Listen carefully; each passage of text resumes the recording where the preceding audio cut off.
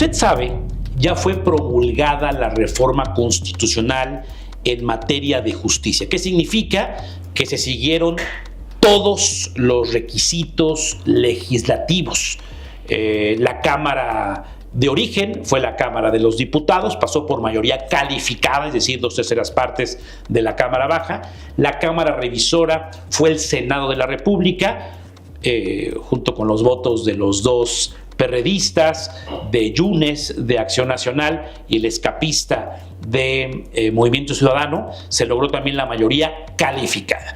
Y después dice la ley que con mayoría simple, en al menos 17 congresos de los 32, por cierto, se superó ya esta cifra por mucho, se aprueba la reforma o enmienda constitucional.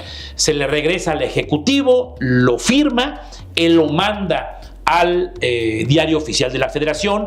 Ya no es como antes, no era un texto impreso, sino ahora ya es también digital, en una edición vespertina en domingo, se publica y se promulga, es decir, ya es ley, ya es una norma jurídica con todas las de la ley, permítame el término. Bueno, pero nos ha preguntado nuestro auditorio qué sigue, y por eso he invitado a Fernando Mendoza Quesada. Él es un abogado especializado en amparo y en litigio administrativo, para que nos ayude a resolver una serie de dudas. Fernando, bienvenido, gusto de saludarte. Mucho gusto, Gustavo. A ver, ¿qué sigue?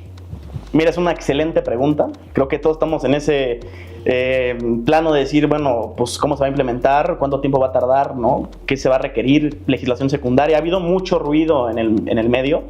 Lo primero que quisiera transmitir es un mensaje de tranquilidad, ¿no? La reforma no se va a implementar de manera inmediata. Correcto. El impacto no va a ser mañana, no va a ser pasado mañana, no va a ser en 2 semanas. Va a ser al menos hasta 2027. Quiere decir que si yo tengo un juicio de divorcio, saldrá la resolución, la sentencia en unos meses. Así mercantil, penal, administrativo. Es correcto. Todo va a ser normal, al menos hasta las elecciones extraordinarias de junio del 2025. Junio del 2025, de acuerdo. Así es. Me gustaría, si quieres, primero explicar cómo va a ser el proceso de elección de cargos judiciales. Por favor. Para que el auditorio entienda, antes de calificar y de decir el tema de legislación secundaria, que se ubique un poquito en cómo va a funcionar, ¿no? Perfecto. Lo primero que va a suceder es que a partir del martes, que entró en vigor el decreto de reforma, sí, el Senado de la República tiene que emitir una convocatoria abierta al público para que cada aspirante que quiera acceder a un cargo judicial presente su propuesta. Ministros, magistrados y jueces. Ministros, magistrados, jueces, magistrados del Tribunal Electoral del Poder Judicial de la Federación. Correcto. Y los 5 magistrados que van a conformar el nuevo Tribunal de Disciplina Judicial. Este Tribunal de Disciplina Judicial va a sustituir al Consejo de la Judicatura. En 2 partes. Va a haber un órgano de administración judicial que va a tener todas las labores administrativas que tenía el anterior Consejo de la Judicatura Federal. Y además va a estar el Tribunal de Disciplina Judicial, que va a tener facultades sancionatorias. Es decir, los jueces de los jueces. Exacto. Van a estar revisando que no reciban dinero para emitir una sentencia condenatoria o absolutoria, por citar un ejemplo. Es correcto. Ok, entonces, ¿quién va a emitir esta convocatoria? El Senado. El Senado de la República. Todo aquel que se sienta apto para hacer estos puestos que acabas de nombrar, inscríbase. Van a tener que cumplir ciertos requisitos. ¿Cuáles? Primero, 8 de promedio en la licenciatura, y de 8 a 9, bueno, un requisito de 9 de calificación en las materias de especialidad. Voy a poner el ejemplo de Fernando Méndez Quesada. ¿Qué promedio sacaste en la carrera? 8.8. Es decir, ¿no aplicas? Aplico. Aplicas. Aplico. ¿Quieres ser magistrado del Tribunal Electoral del Poder Judicial de la Federación? Hay una materia que lleva temas electorales. ¿Cumples con el requisito? ¿Sacaste más de 8 de promedio? Yo llevé una optativa electoral. Ajá. Que saqué 8. Ok. El requisito es 9. Entonces no aplicarías ahí. No aplico. Un primer filtro, porque la gente decía, es que cualquier estudiante de una escuela patito de derecho va a poder aplicar. Ahí está el primer filtro. No aplicas porque no cumples con el requisito. Es correcto. Y tocas un tema interesante porque, ya llegando un poco al tema de la legislación secundaria, el decreto de reforma no dice qué materias van a ser consideradas por especialidad, ¿no?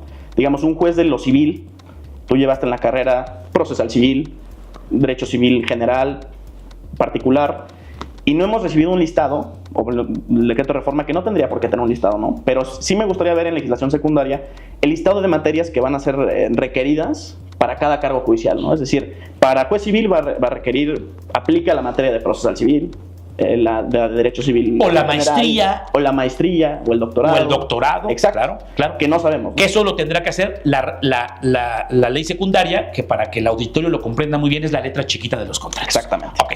Ahora bien, entonces, lanza la convocatoria el Senado de la República y puedes aspirar a estos puestos que acabas de citar, y el primer filtro es las calificaciones de la licenciatura y en la especialidad. Correcto. ¿Qué más? Para cargos que no son los ministros, 3 años de experiencia en el área relacionada. Otro asunto. Quien dice que es un año de abogado no cumple ese requisito. Cumple. A partir del título, eso es importante, porque estaba el ruido de que si los pasantes podrían ser, no. Es a partir del título. Recibo mi título, son 3 años de experiencia jurídica. Correcto, 5 años para ministros. Es decir, un ministro, al menos 5 años con tu cédula profesional para poder aspirar. Perfecto. Es correcto. ¿Qué más? Cumplir buena fama, buena reputación, eso se quedó de lo que está, afortunadamente. No haber sido secretario de Estado, gobernador, fiscal general de la República, y estos requisitos que ya estaban en la Constitución. Lo que se cambió fue la carrera judicial, ¿no? Se elimina la carrera judicial. Es decir, la experiencia que hay no se va a tomar en cuenta. Es correcto. Es un error, ¿no? Es un error, sobre todo porque ya desde hace 30 años el Estado mexicano ha construido este esquema de carrera judicial para que tengas que entrar desde abajo como oficial, y en términos básicos es desde sacar las copias, apoyar en acuerdos, ver cómo se hace un acuerdo, cómo se hila un expediente, todo lo que se necesita para ser juez. Empiezas desde abajo y vas subiendo el escalón para ser juez o magistrado mediante exámenes de oposición. A ver, ¿qué pasa con un actual ministro de la Corte o una ministra de la Corte? ¿Qué pasa con un magistrado de circuito? ¿Qué pasa con un juez federal en Chiapas, en Campeche? ¿Puede aspirar a quedarse con esa misma chamba? Pasan automáticamente, tienen el privilegio de entrar sin cumplir estos requisitos previos para entrar en la boleta, para que sean votados. Es decir, sí pueden, no llamaría reelección porque no fueron electos al principio, correcto, pero pueden participar en la primera elección. Correcto, a menos que ellos expresamente digan lo contrario. Ok, y si ellos dicen, me tengo que ir, el día que tome protesta mi sustituto, se le pagan sus 3 meses sus 20 días por año y adiós. Es lo que dice el decreto de reforma en los transitorios, que se van a respetar los derechos laborales de los trabajadores. En la práctica veremos, ¿no? Claro. Sobre todo por el tema de ministros, que lo que dice el decreto es todos aquellos que renuncien antes de las elecciones van a tener su haber de retiro. Claro. ¿Quién se va puede litigar en contra del gobierno?